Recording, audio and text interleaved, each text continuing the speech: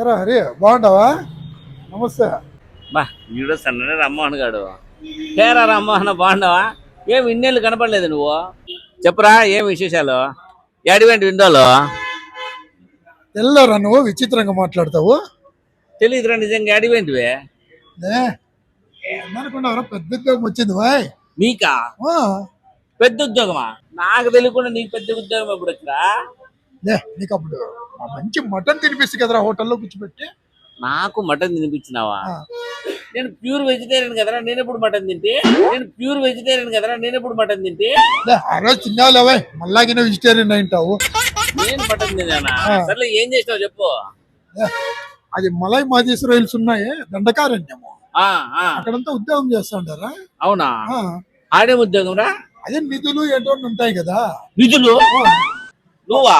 అవన్నీ తొగి బీదోళ్ళకి పంచుతారా? నిధులు తోగి బీదోళ్ళకి పంచుతావా? అవునరా. నువ్వెక్కడ పోటు మగుడురా? ఏమో నాకేం నమ్మబుద్ధి కాలేదురా. ఇదే చూడు, ఎవరు నమ్మాలనుకున్నావు బాయ్ నన్ను కాకుండా. సర్లే టీ తాగుతావా? అవును, నువ్వేమరా మంచి హోటల్లో కూర్చుండవే. టీ తాగా కూడా రాకూడదు రైట్ హోటల్కి. ఏదో మా బతుకు తెరుగు తగ్గట్టు ఇది ఈ మాత్రం హోటల్కి వచ్చినా లేరా టీ తాగకి? అయ్యో నువ్వు అక్కడ రాలే, పెద్ద 5 స్టార్ హోటల్ మనది. ఏది టీకి కాఫీలు కూడా 5 స్టార్ హోటల్? ఎప్పుడు అంతే. అబ్బా చాలా ఉంది కదరా. నీకు ఇడ్లీ ఎంతరా? ఇడ్లీ ఎంత? 45 రూపాయలు. మాకు అక్కడ 500 పోయి ఒక ఇడ్లీ. ఒక ఇడ్లీ 500? ఏందిరా పిండేసాడా లాంటి వజ్రాలు వేసాడు దాంట్లోకి? తింటే తెలుస్తుంది పోయి, తినకనేది పోతుంది. సర్లేరా ఇంకేం చెప్పు. ఏం లేదురా, నాకు పని ఉంది.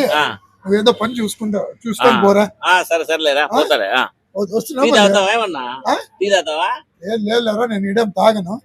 ఓన్లీ ఇట్లా చీప్ హోటల్స్ నీకు ఎల్లెక్కైతే ఇడ్లీ 500 పెట్టా నా కొడుకు నువ్వు. ఇట్లాంటి చోట టీలు కాఫీలు ఏం తాగుతాలే. సర్లేరా పో, పోయిరా. హరి వీడు రామ్మోహన్ గాడు కదా? ఊరున్నా ఈడు రామ్మోహన్ గాడే. బాబా ఈడెక్కడ పడే నా కొడుకు చూడు. మనం వీడు కూర్చుంటే మనకు టీ తాపిల్సి వస్తుందని చెప్పి వాడు ఏదో నాన్న కూతులని కూసిపోతాడు. వీడు పోయి నిధులు తవ్వి ఊర్లో అందరికి పంచుతాడంట. నేను మీరు మాట్లాడి వింటున్నా, వాడు చెప్పేటువంటి చాలా డౌల్ కూతులన్నీ.